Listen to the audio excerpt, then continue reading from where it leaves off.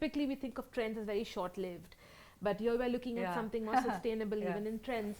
And there was something very interesting, and I don't know if that's sort of playing out here. When I spoke to your global CMO, she mentioned a trend called sober curious, which I thought was very interesting. And when you speak about sort of catering to a wide range of customers in social settings where, you know, alcohol is an important piece of that sort of the setting there, are you also thinking about it that way for Indian consumers?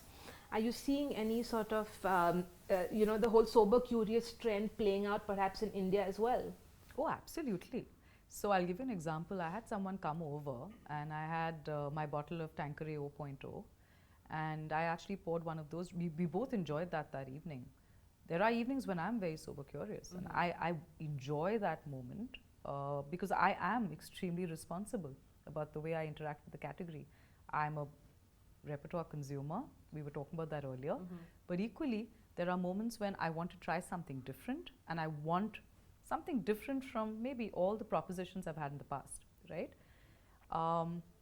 We finished almost half a bottle, right?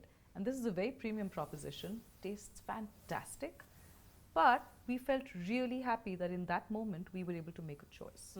And I think to your point on why sober curious is going to get bigger and bigger, I want that personalization of what I want in the moment, and I still want the experiences. So that's the and I was talking about, right? I want the experience, but it has to be personal to where I am in that moment. Our zero alc propositions, whether it's Guinness, whether it's Tanqueray, now Captain Morgan, doing phenomenally well wherever they've been launched.